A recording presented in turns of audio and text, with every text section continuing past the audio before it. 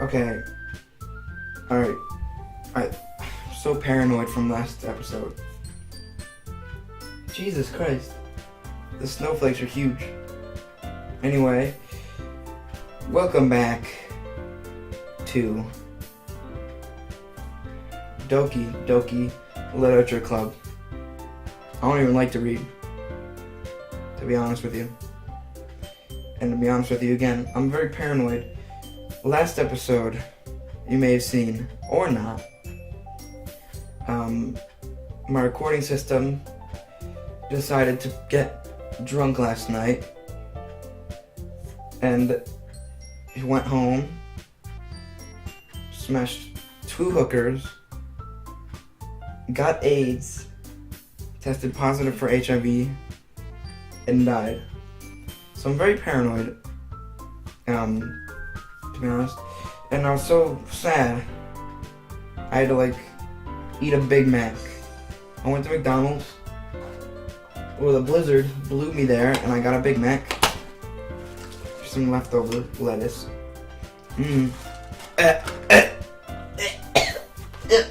What is that shit? What is that?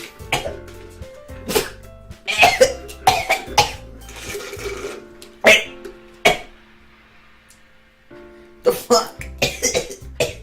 That was disgusting. Okay, anyway, let's continue. Last time we left off, I think we were sharing poems. And my waifu liked my poem. Let's get straight back into it. Alright. Who do I want to share with next? Yuri? Sure. What's up? Alright. Alright. Let's go. What's written for today? Well done, Ruth. Thank you. Your skills are already improving. Really? Never mind. Thanks, Yuri. Coming from you, that means a lot. It's nothing. I'm just happy to help inspire fellow writers. You know, you're new to this, so don't worry so much if it seems like you'll get your poem to feel perfect. You don't need to be afraid to be a little more daring. Metaphors can go a long way. Don't feel like you need to work your brain like turning a bunch of gears. Try letting your mind wander through your feelings and write down the things you see and hear. What I see is you, and what I hear is this fantastic music.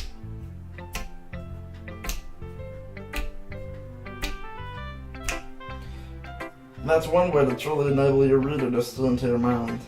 It's a very intimate exercise. I see. That's a certainly interesting technique. Thanks for sharing. I have one example of that if you'd like to read it. Of course. Is this the poem you wrote for today? Yuri nods and timidly hands me her poem. Oh my god, I don't know if I'm gonna read this. Poem reading voice, activate. The raccoon. It happened in the dead of night while I was slicing bread for a guilty snack. My attention was caught by the scuttling of a raccoon outside my window. That was, I believe, the first time I noticed my strange tendencies as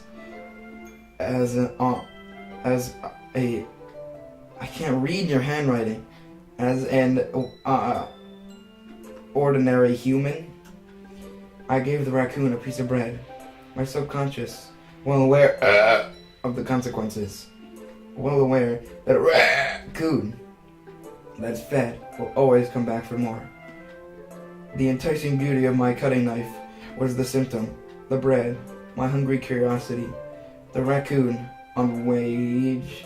Oh my god. The moon incinerates its phase and reflects that much more light off of my cutting knife. The very same light that glistens in the eyes of my raccoon friend. His name is David. I slice the bread, fresh and soft. The raccoon becomes excited. Oh, that could be a problem. Or, or perhaps I'm merely projecting my emotions on the newly satisfied animal. A raccoon has taken to following me. You could say that we've gotten quite used to each other. The raccoon becomes hungry more and more frequently, so my bread is always handy. Every time, God, I'm getting tired reading this. Every time I brandish my cutting knife, the raccoon shows me its excitement. A rush of blood, classic Pavlov conditioning. Ow. I slice the bread, and I feel myself again. It's always good to know you're there. I was a little more daring with this one than yesterday's. I can see that. It was a lot more metaphorical. I don't know if it's my fault, but I can't begin to imagine what this poem is about. A raccoon named David, idiot. That's right. It's a bit closer to my preferred writing style. Usually the poem has a canvas to express vivid imagery and conveying emotions through them. Yeah, if I take it at face value, then I can't even figure out what it's supposed to mean. Wow, I think it's something that different people can relate to in their own way. I wanted to express the way it feels for me to indulge in my more usual hobbies. What, cutting bread for raccoons? That wasn't a joke, that was a serious question. In those sorts of things, I'm usually forced to keep up myself. So I sometimes enjoy writing about them. Why do you keep them to yourself? Because they're embarrassing. And people will make fun of me. Don't you have anything like that, Liz? Yeah. Like playing this game. People make fun of me for that.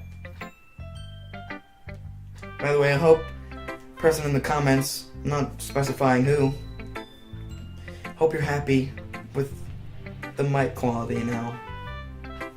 I've had like a little filter thing, and also it's like way farther away from my face. Anyway, well, I guess I do. Yes, I do. Not I guess, I do. I feel like everyone has a little something like that. The best we can do is respect each other and our individualities, even if it's difficult sometimes, and some things make us uncomfortable. After all, if I hadn't learned to embrace my own weirdness, I would probably hate myself. I might be ranting a little bit now, but I'm glad that you're a good listener. You're welcome. Try Sookie. Hey, Peter. Hey, well, it's not terrible, but it's pretty disappointing after your last one. Then again, if this one is as good as your last one, I would be completely pissed. Well, I guess I wanted to try something a little different this time. Fair enough. You're still new to this, so I wouldn't expect you to find your style right away. I already found it. Ow. Wait. Ow. Come to think of it, this kind of reminds me of Sarah's poem.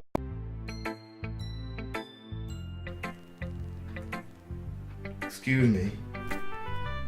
Why everything just get loud?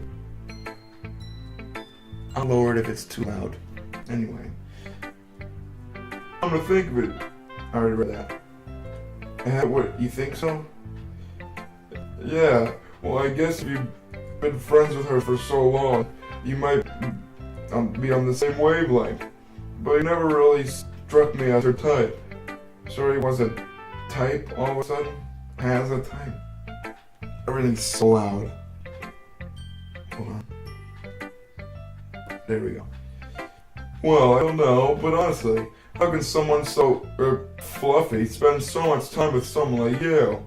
It's like she's dragging around a dead weight. Dead? Weight? Ah, that was a little unnecessary. But think of it this way. If it weren't for me, she would probably just fly away like letting go of a balloon. You would say we take care of each other in our own way. Whatever it is, I don't care. Oh yeah, I guess I'm supposed to show you my poem.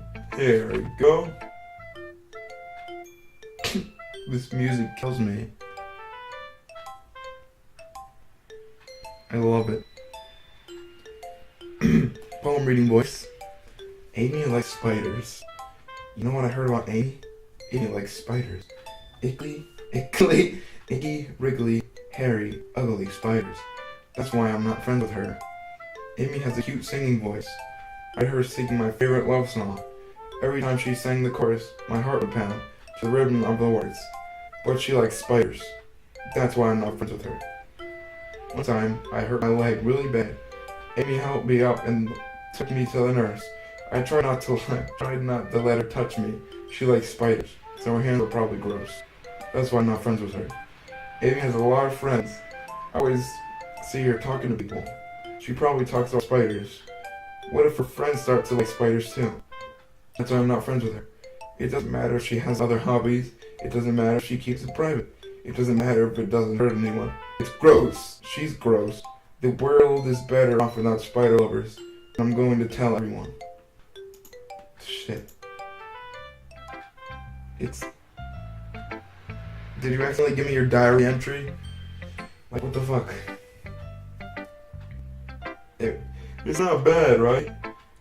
It's quite a bit longer than yesterday's. I think so. Was it the big and flying one? Oh no. Yesterday's was way too short. I was just warming up. I hope you didn't think that was the best I could do. How? No, of course not.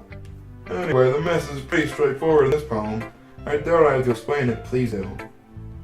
Sometimes you can explain complicated issues with much simpler analogies, and it helps people realize how stupid they're being. Like, anyone would agree that the subject of this poem is an ignorant jerk. Do you know people like that? Of course. It's about how everyone thinks But that doesn't matter. It could be about anything. I wrote it to be easy to relate to. Yeah, I don't like spiders either, but I'm not gonna complain in a poem. Everyone has some kind of weird hobby or guilty pleasure. Something that you're afraid if people find out, they'd make fun of you, think less of you. Relatable. But that just makes people stupid. Who cares it's what someone likes? As long as they're not hurting anyone, it makes them happy. I think people really need to learn to respect others for liking weird things. And that's funny. Yuri wrote about something similar today. Huh? Did you say Yuri? Yeah. She said her poem was about an unusual hobby of hers. I didn't really get it, but she said something similar to you. What people shouldn't make each other feel insecure about those things. God damn it! Really? Well, Yuri's pretty weird, so I wouldn't doubt that she has some weird hobbies. Not that there's anything wrong with that. It's not like I would judge or anything. Sookie has trouble finding words. Yeah, I would too if that joke can cease. I guess I should try not to be so mean to her. If she feels insecure about her weird behaviors and stuff, I always hate people who make me feel insecure. I knew he made me feel insecure yesterday, but the way he put it sounds like she's learned her lesson.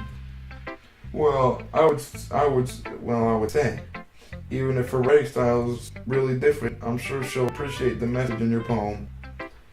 It's what I do best, after all. I don't like writing unless it's a good message to take away from it. Like conveying emotions is important, but I want to make people think, not just feel. Remember that. I'm going to write a good one for tomorrow, too, so I'll look forward to it. Later. Okay, Monica, let's just do this last poem. Monica. Hi again, Wade. How's the writing going? Alright, I guess. I'll take that. Jesus Christ, straight to the point. As long as it's not going bad, I'm happy that you're always applying yourself. Maybe soon you'll come up with a masterpiece. Haha, I wouldn't count on that. Shit. You never know. Want to share what you wrote for today? Sure, here you go. I give my poem Monica a bunch of dots. Alright, I like this one. It makes me think of Sari. Or like, that was my goal. That was my goal. Is that so? You and Sarah are really good friends, right? We can be better friends. Wink, wink. Third wink for good measure. Wink. I wouldn't be surprised if we have those sort of things in common. Well, we may be good friends, but Terry and I are actually really different. Well, that may be the case. But maybe there are also some similarities that you wouldn't expect. The way she talks about you, it sounds like the two of you really care about each other's well-being. Even if you show it in different ways, it ends up being more similar than you'd think. So I think that's kind of a vibe I get when reading your poem. You're sure you're not reading into it too much? I could be. Oh god, I felt like Yuri. Ew, disgusting. But in any case, Sayori's writing has kind of a gentle feel to it. I could tell that she liked exploring with emotions, like happiness and sadness. Who knew that someone so happy would enjoy sad things too? Yeah, that's totally unexpected. Well, to each their own. What? Anyway. And you shouldn't be afraid to experiment a little bit either. But anyway, you want to read my poem now? I like the way what this one turned out, so I hope you do too. Alright, let's take a look. Save me.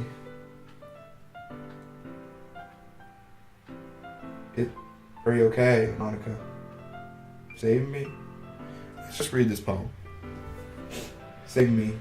The colors, they won't stop. Bright, beautiful colors, flashing, expanding, piercing, red, green, blue, and endless cacophony of meaningless noise. The noise, it won't stop. Violent, grating waveforms, squeaking, screeching, piercing, sine, cosine, tangent, like playing a chalkboard on a turntable. Ugh. Like playing a vinyl on a pizza crust? Wonder what that would sound like. Like really shitty Italian music. An endless poem of meaningless. Load me. What? What the fuck?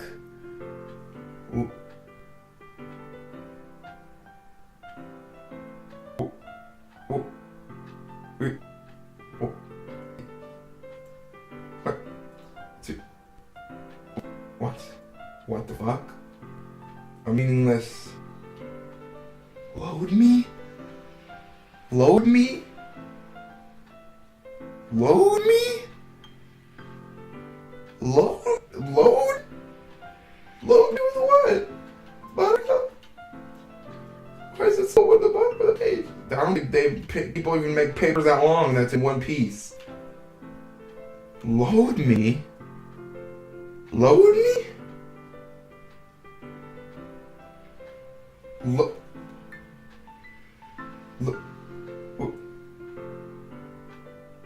Of meaningless.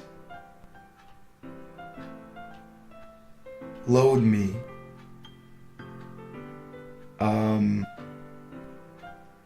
What the fuck? Load me. Load me?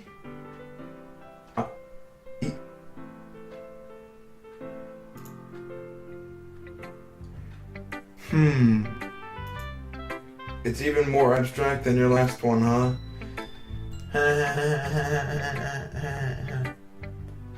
Load me? Please. I guess it's just the way I write. I'm sorry if you don't like it. I never said that. What I did say was load me a bunch of times. Load me? Are you kidding me? Was that a subliminal message? Load me? What? Load me? I'm not gonna get over that. There's no way I can get over that. It's just a kind of thing I've never really seen before, I guess. I kind of like playing with my space on the paper. Choosing where and how you space your words that can totally change the mood of your poem. It's almost like magic.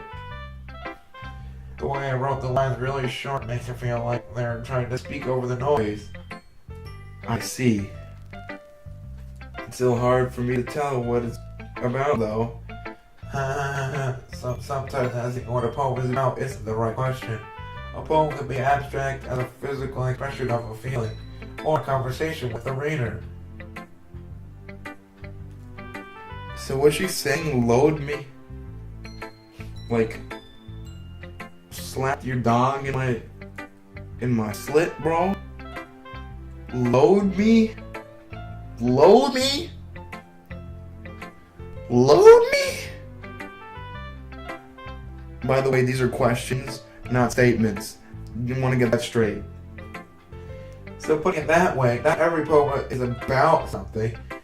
Anyway, here's Monica's writing tip of the day. Sometimes you'll find yourself facing a different situation. When that happens, don't forget to save your game. What the fuck? You never know when you might change your mind. Or when something unexpected may happen. What's it?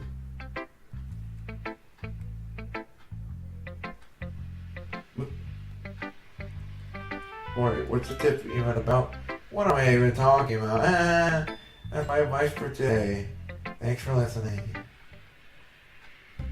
Okay, everyone. That's a good way to end the episode. Okay, everyone. There's gonna be another episode, but I just need to calm myself down for a second. Load me. Load me. Load me. Yeah, load me. Alright, okay, everyone. As Monica saying, I will see you in the next episode. Bye.